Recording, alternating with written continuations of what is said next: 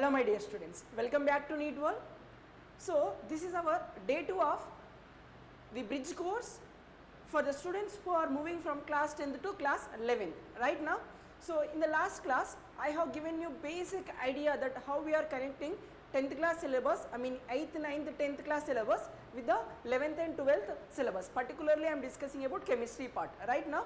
So in the last class I also started discussing about the basic terminology that we are going to use, something like matter and its classification. Okay, now just look at this. What are the chapters now you should refer when we are discussing this particular discussion.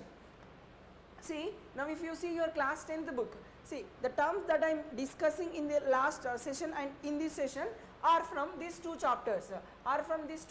One is structure of atom, classification of elements in the periodic table. Okay, now what you need to do is attend these sessions, and once after finishing this, so just spend some half an hour to 1 hour of time and complete these two chapters. Okay, so today one chapter, tomorrow one chapter, like that you just go through this structure of atom, classification of elements, the periodic table from your class 10th book. Okay, from wherever you are watching this, you just finish, whether you are from Telangana or AP or any other states, you just go through your textbooks like class 10th textbooks and you just finish these two topics. Okay, so that you will be more clear, and if you have any concerns or any doubts here, you can share with me in the chat box, you write in the comment box, I will be discussing them in the upcoming sessions. Okay, right. So in the last class, if you observe, I have told about this syllabus of class 11th and 12th chemistry part, and then also I have shown how can you solve the basic questions, JEE and NEET questions using your basic concepts of 10th class itself.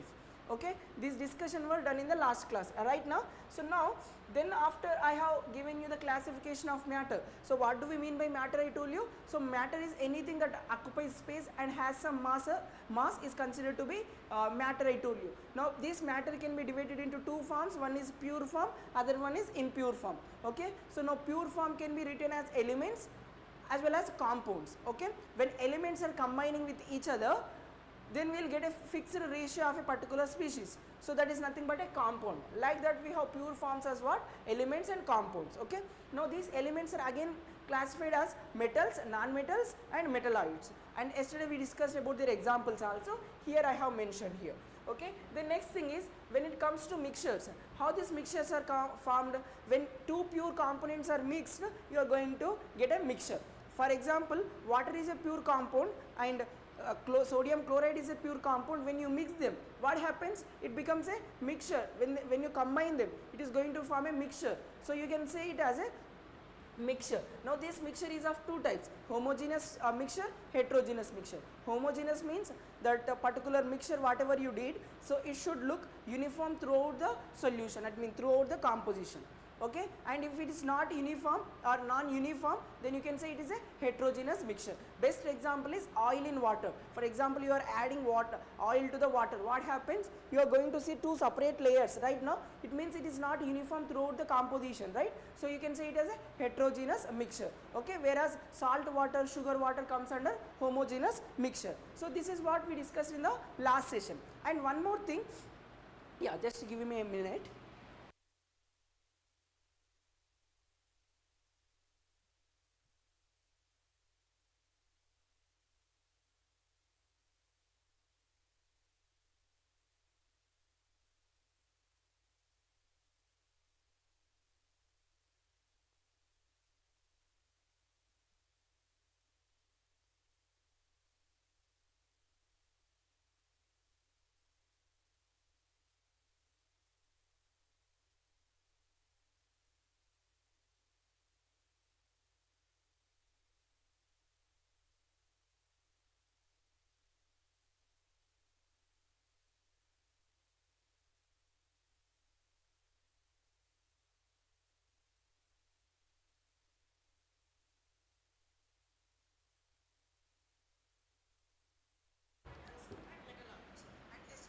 Yeah, so those who are watching live, if there is any disturbance in the live session, the voice or any audio, video, please let me know in the comment box so that I can rectify that. Okay, I can resolve it.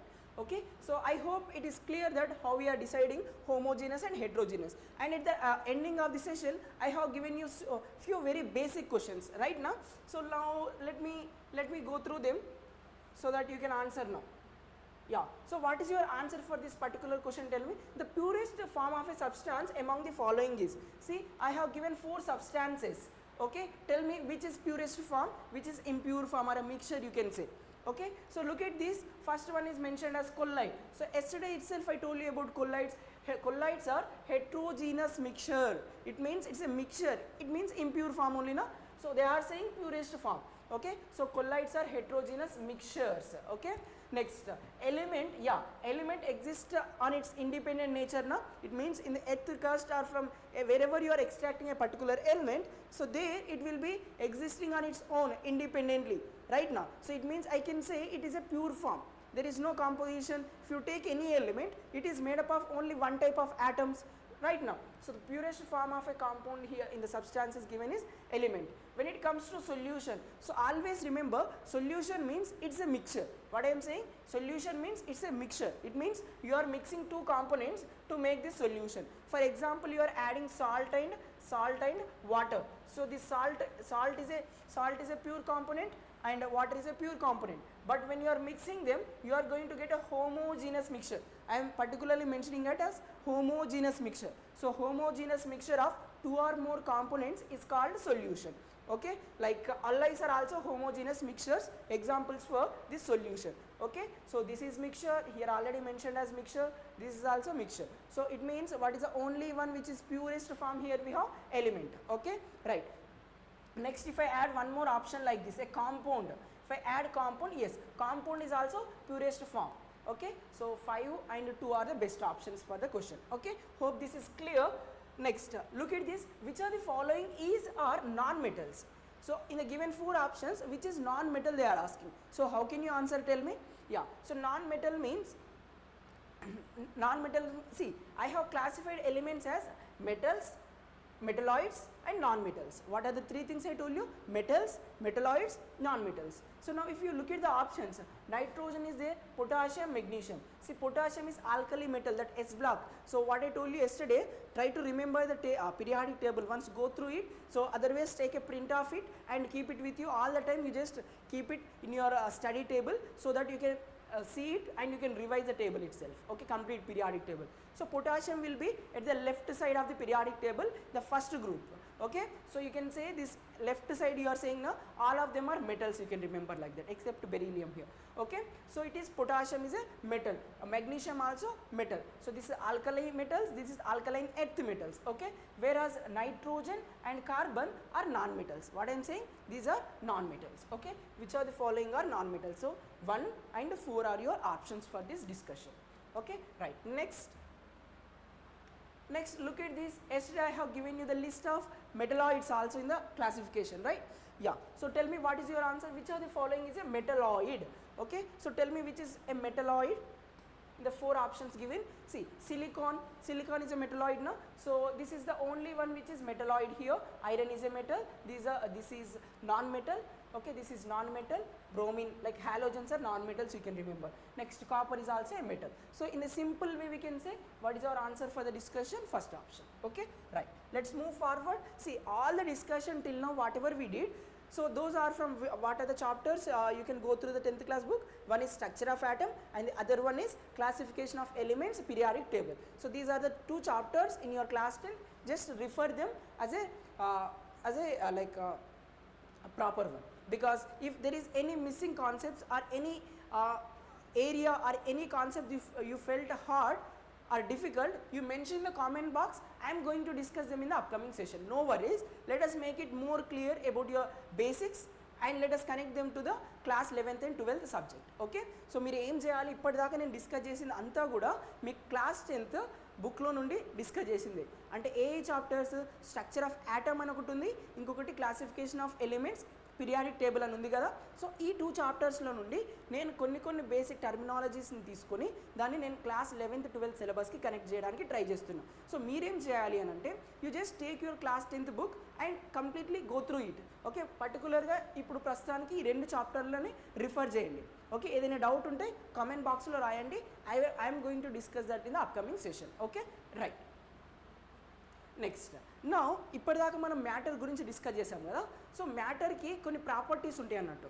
Okay, so till now we discuss about matter. So now matter has some properties, let us discuss about them. So matter properties are classified as 2 types. One is physical property and chemical property. Physical property అంటే ఏంటి అని అంటే ఆ matter ఇచ్చిన కాంపోజిషన్లో ఎలాంటి change చేయకుండా దాన్ని మనం మెజర్ చేయగలిగినాం అనుకోండి, అది ఫిజికల్ ప్రాపర్టీ అవుతుంది. Okay, so what I'm saying, if you are measuring a particular property without changing in the composition of that substance, you can say it as a physical property. If there is any change in the substance composition, then you can say it as a chemical property. Okay, for example, నేను ఒక half bowl sugar ఇచ్చాను. Okay, what I'm saying, half bowl sugar ఇచ్చాను. So what you are going to do, so you are going to weight, దాన్ని మీరు weighing machine పైన పెట్టి దాని యొక్క వెయిట్ని మెజర్ చేస్తాం. సో ఈ మెజర్ చేసినప్పుడు does it have any change in its composition? No, right, it will be remains same, right నా. So I can say weight or the mass of a substance is a physical property. Okay, now what are the units for this mass? We have kgs, SI units kgs, like kilograms, grams, like this we have. Okay, నేను ఇంకొకటి ఒక bottle of water ఇచ్చాను. So I'm giving you 1 bottle of water. So what you will say, yeah sir, this bottle of water might be around 1 liter, you may be asking, like ఇది ఒక 1 liter water ఉండొచ్చు sir, లేకపోతే ½ liter water ఉండొచ్చు sir, లేకపోతే 250 ml water ఉండొచ్చు sir అని చెప్తాం కదా. So what does it mean, you are measuring the quantity without changing the composition. See నేను ఇప్పుడు ½ liter వాటర్ని మెజర్ చేస్తే is there any change in its composition? No, right. So you can say it as a physical quantity or a physical measurement. Okay, so now what is one more thing I told you, now liter, milliliter, these things are units for volume. So you have measured quantity of substance in terms of its volume.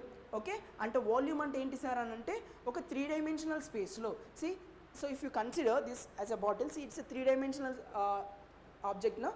So in 3-dimensional object, how much space it is occupying? See, it has some length, height, breadth, like this we have now. So when you are measuring in the 3-dimensional 3 dimensions, you can say it as a volume. So that is what volume we will be giving it as L into B into H for a cube, like that we are writing now.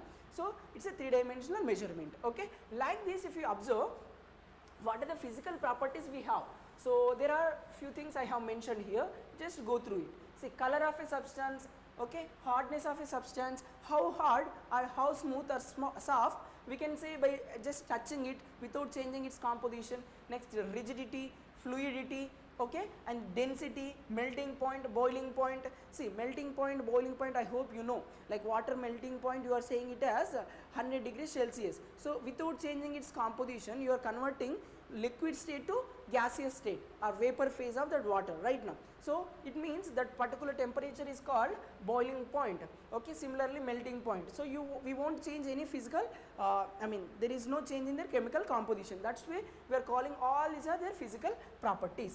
Okay, idantha discussion anta clear ga undanukuntunna. See, ఏమైనా confusions ఉంటే you mention in the comment box, definitely I will repeat it or I will explain once again.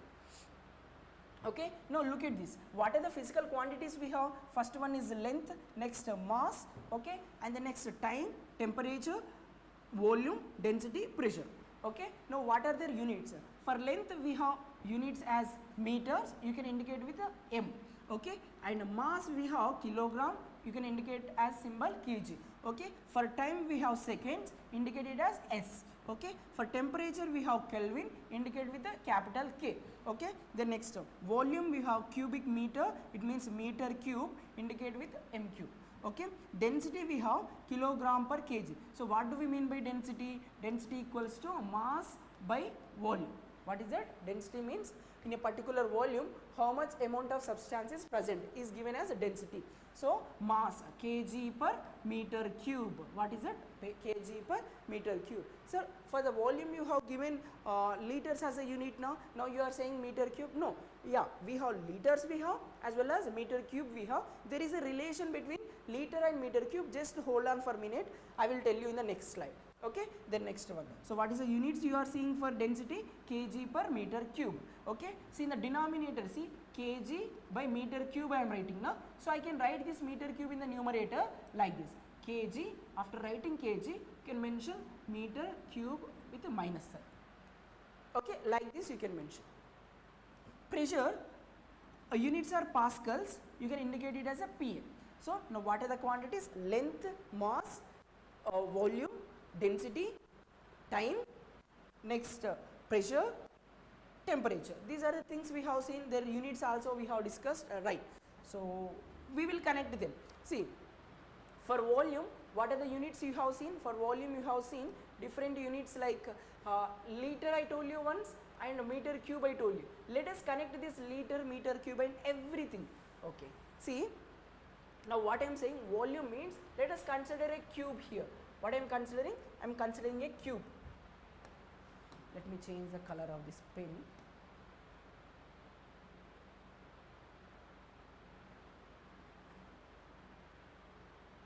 Okay, let us see this. See, this is a cube, if you observe. Okay, so in this cube, let us consider this is of 1 centimeter. Okay, here height is also of 1 centimeter, like breadth is also of 1 centimeter. Like that, consider a cube is made up of 1 centimeter length, 1 centimeter height, 1 centimeter breadth. Okay, so now when I say volume, you can simply answer it as a length into breadth into height, right now. So centimeter into centimeter into centimeter into. Like that it becomes centimeter cube. Right now all units are 1 centimeter, 1 centimeter, 1 centimeter. Upon multiplication you are going to get one volume units as 1 centimeter cube. Okay, so now what does this volume says? Ante ఈ కంటైనర్లో నేను ఇప్పుడు అసలు ఏం discuss చేస్తున్నాం? We are connecting 1 centimeter cube to ml. Okay, అయితే ఈ 1 centimetre క్యూబ్లో అంటే ఈ క్యూబ్లో I'm placing some quantity of liquid. Okay, so now how much quantity of liquid will fit into it? It will fit almost equals to 1 ml. So you can simply write 1 centimeter cube is equals to 1 ml. What you can write? 1 centimeter cube equals to 1 ml. Okay, ఒక centimeter cube ni మనం 1 ml అని కూడా రాయొచ్చు. Okay, so with using this relation we can connect meters to liters, meters to liters. Okay, so centi means what? 10 power minus 2 minus 2. You can write 1 centi means what? 1 centimeter means 1 centi. Like I hope you know that kilo means how much? Kilo means 1000. Kilo means how much? 1000. Kilogram, it means kg means kilogram we are writing now. Kilo means 1000 grams, like this. Okay, when I say 1 centimeter, okay, so centimeter I am writing means this is 1 by 100 meters.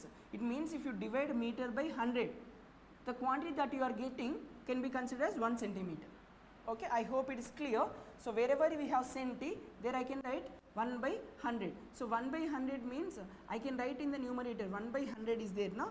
So I can write this as 100 as like 100 in the denominator is there. I can write in the numerator as, see, 100 means 1 by 100, 10 power 2 I can write. So if I write it in the numerator, it becomes minus 2.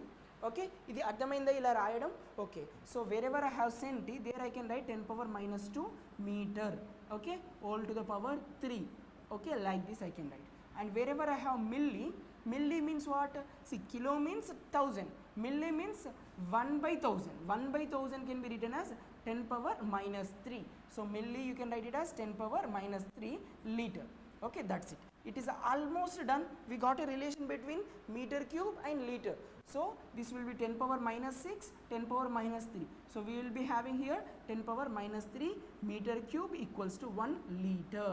Okay, so this is your final output, final result, or you need to remember this.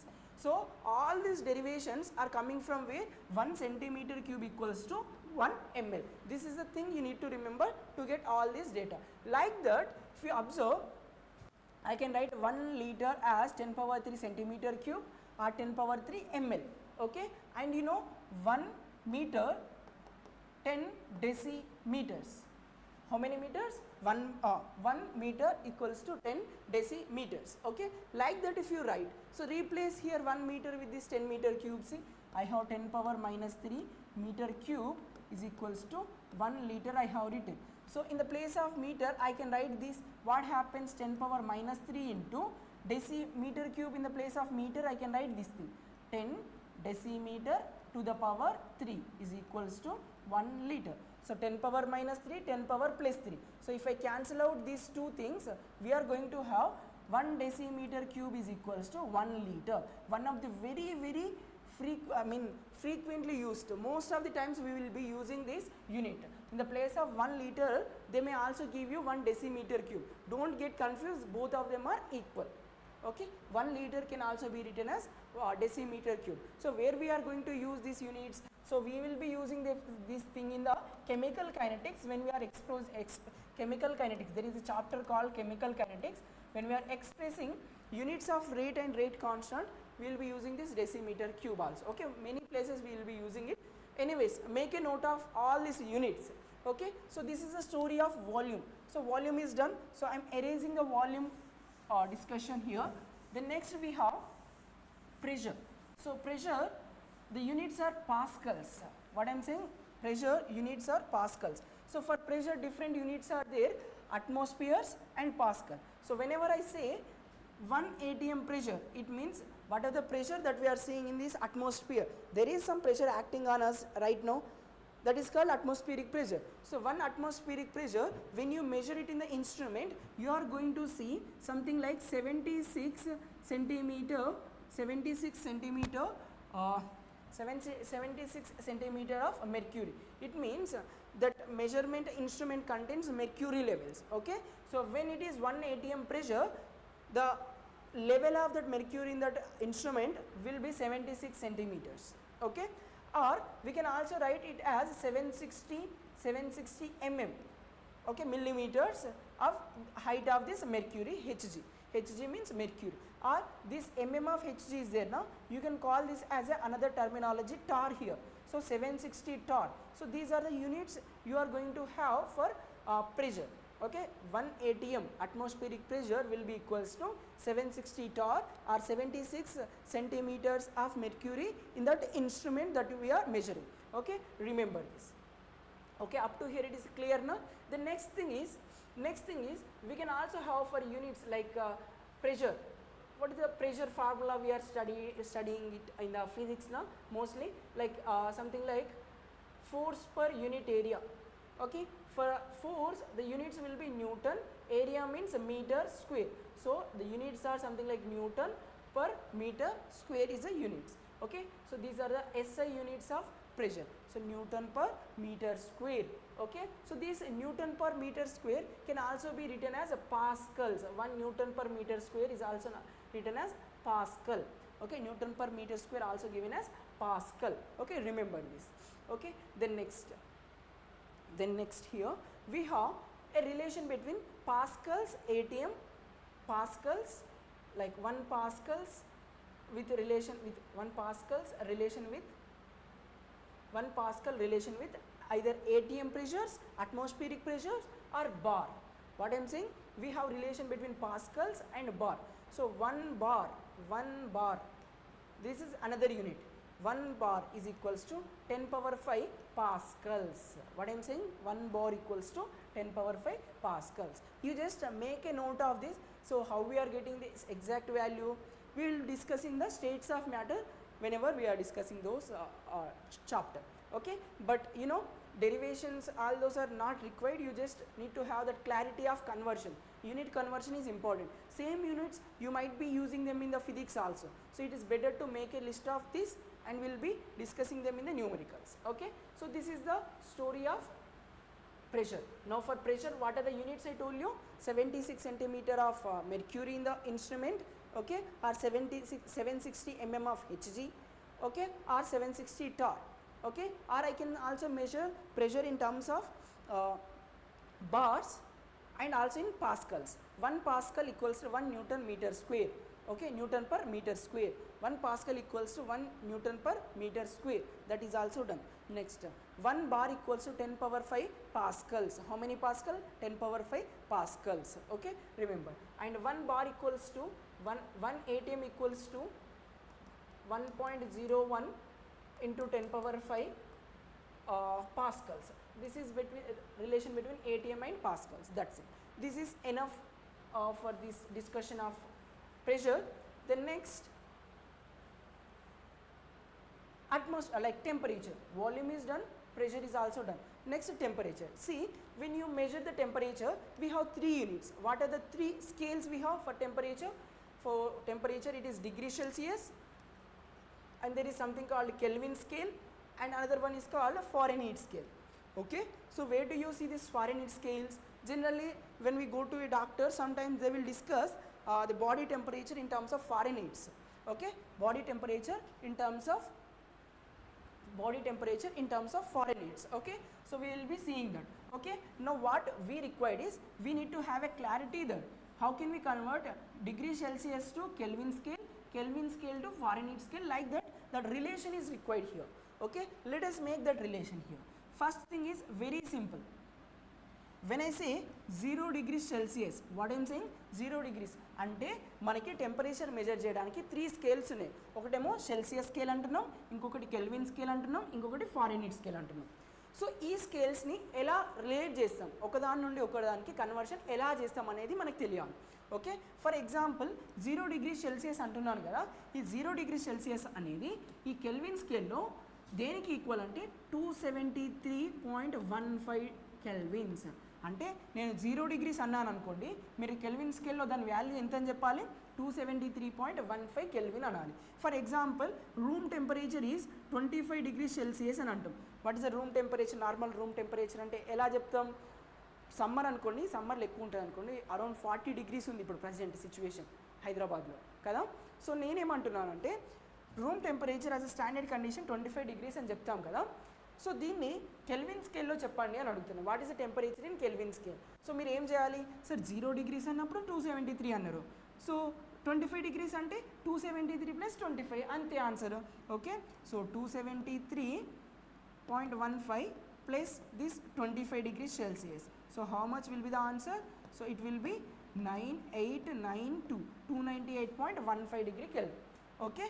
It means ఒక direct relation ఇచ్చేద్దాం. ఇంకా ఎప్పుడైతే degree సెల్సియస్లో value ఇచ్చేసి కెల్విన్స్లో అడిగారు అనుకోండి, what you need to do, so you need to convert that. So temperature in kelvin will be equals to temperature in degree Celsius plus 273.15. So this is the only small relation you can use to get your answer, okay. Now tell me, what will be the Kelvin scale temperature if I mention it as 30 degrees? I'm giving you 30 degrees. So what will be its temperature scale, I mean Kelvin scale? So what to do, just add that 32 to this 373. So how much it will become?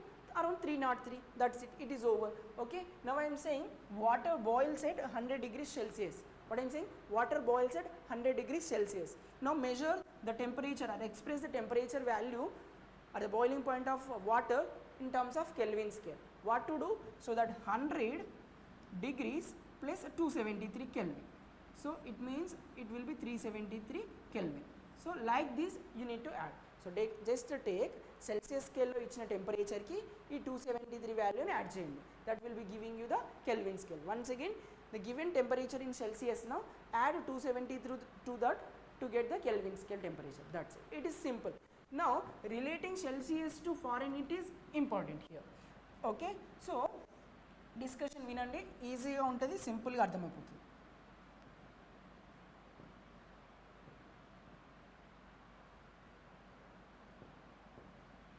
Okay, so look at this, what I am discussing. Temperatures in Kelvin degree Celsius I am taking here. Temperature in Fahrenheit I am taking here. Fahrenheit I am taking here. So when I say 0 degrees Celsius, this is equivalent to 32 Fahrenheit. How many Fahrenheit? 32 Fahrenheit. అంటే మనం temperature సెల్సియస్లో measure చేసినప్పుడు 0 degree Celsius అన్నాను అనుకోండి, మీరు ఫారెన్హీట్స్లో ఎంత అనాలి? 32 Fahrenheit అనాలి. Okay, so when I say this is 100 degree Celsius, you should say this as 212 Fahrenheit. How many Fahrenheit? 212 Fahrenheit. That's it. If you remember this one simple relation, you will get the final conclusion. So ఏం చేద్దామనంటే, so I'm saying temperature in degree Celsius. నాకు temperature in degree సెల్సియస్లో ఇచ్చాను, దాన్ని ఫారెన్హీట్స్లోకి convert చేయాలని అడుగుతున్నా. So I given in temperature in Celsius scale, asking you to convert into Fahrenheits. Okay, ఎలా చేయాలి? How can you do this? Very simple. So temperature in degree Celsius minus 0, this is 0. Now 0 is equivalent to 32 now, so here minus 32 you can write. And what is the highest temperature I mentioned here? 100 degrees. Lowest temperature is 0 degrees. Here highest temperature is 212, lowest is 32. That's it. So try to simplify this. What you are going to get? So temperature in Celsius scale equals to, you bring this 100 here, 100 by 212 minus 32, that becomes 180. Temperature in Fahrenheit scale minus 32. This is your final conclusion. So this will become how much? 5 times, 9 times. So temperature in Celsius scale equals to 5 by 9 times of temperature in Fahrenheit minus 32. See, I can directly give this conclusion formula, but if you know the derivation of this formula, like simple understanding of this formula, then you, even if you forgot also, you can get to you can able to extract this again. Okay, now if I ask you temperature of Fahrenheit lo kavali అని అంటున్నా, so I want a Fahrenheit scale temperature. So what you will do, you send this 9 here, 9 by 5 into temperature in Celsius scale plus 32. That's it. This is your final conclusion. Okay, for example, I am saying the room temperature is 25 degrees Celsius, right now 25 degrees Celsius. Convert this into Fahrenheit scale, then temperature in Fahrenheit I am asking.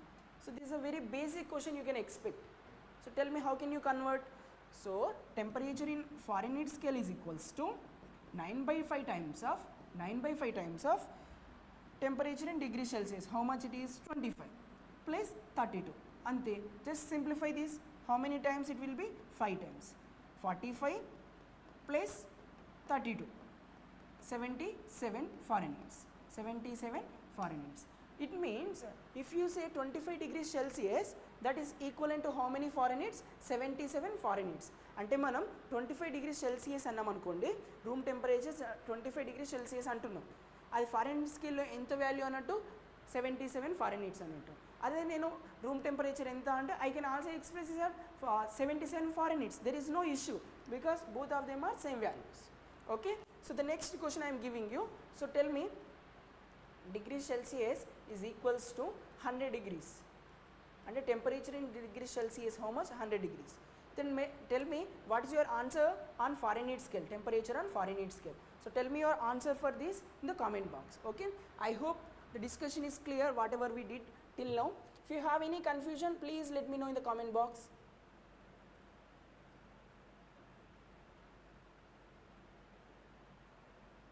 ఏదైనా confusions ఉంటే comment బాక్స్లో చెప్పండి అమ్మా.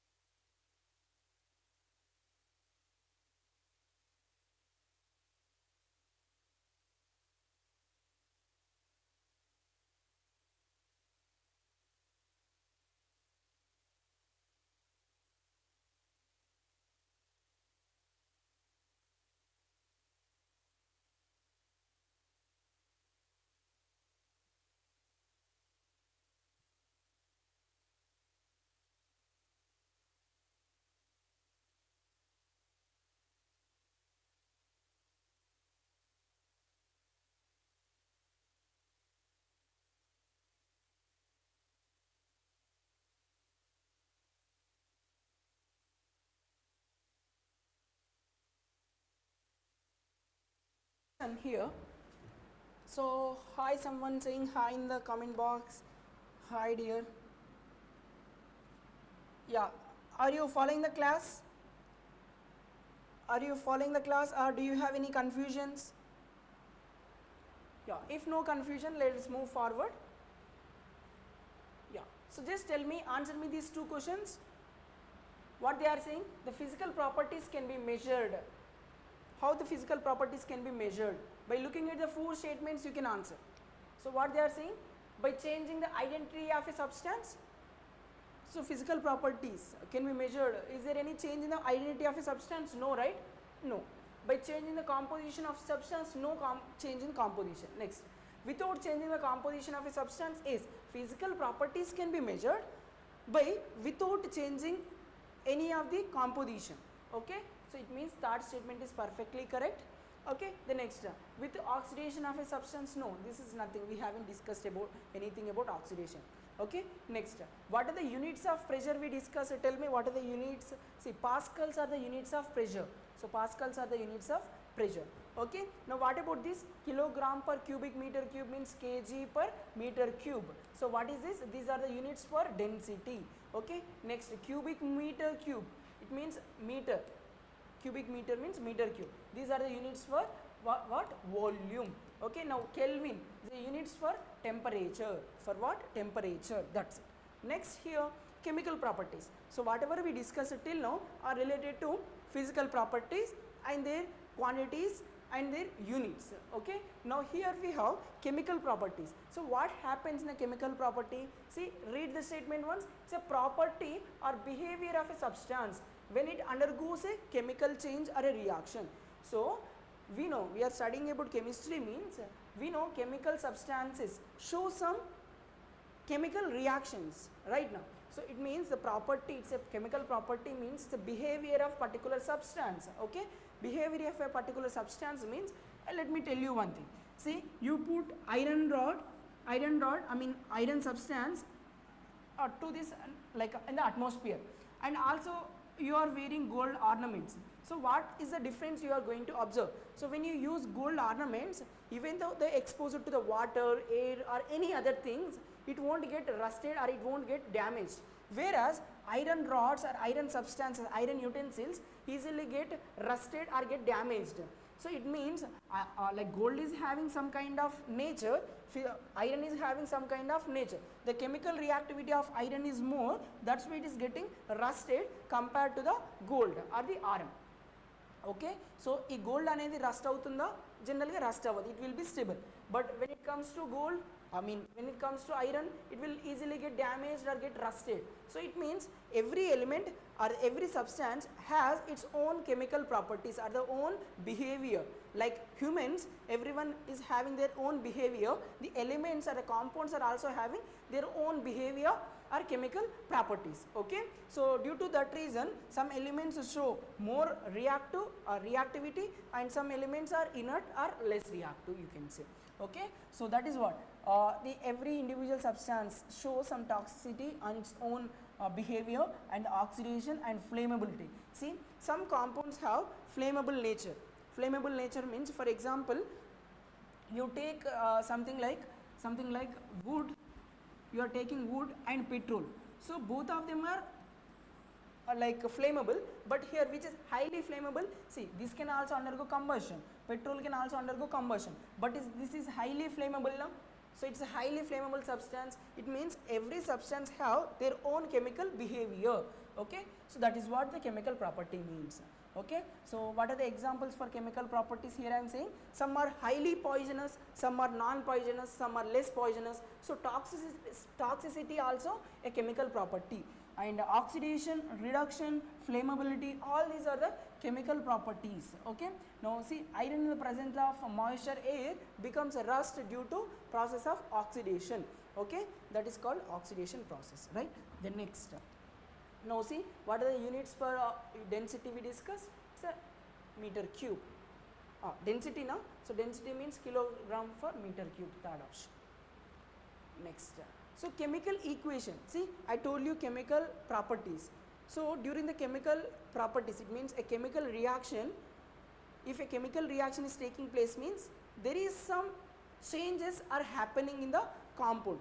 For example, here I am heating calcium carbonate, మీకు తెలుసు కదా శుద్ధ ముక్కలు, or anything related to like a lime you can consider.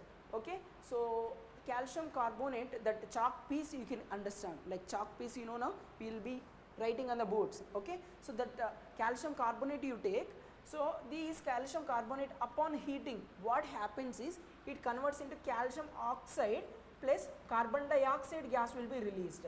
What are the things forming?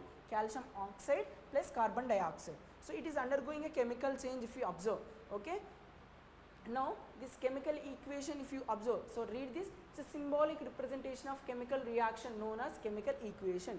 నేను ఈ కాల్షియం కార్బోనేట్ అనేది ఎలా కన్వర్ట్ అవుతుంది అనేది ఇలా రిప్రజెంట్ చేశాను కదా, సో దీన్నే మీరు ఏమనాలి? Chemical equation. So what do we mean by chemical equation? The symbolic representation of compounds that are getting changed from one form to another form. Okay, that's it.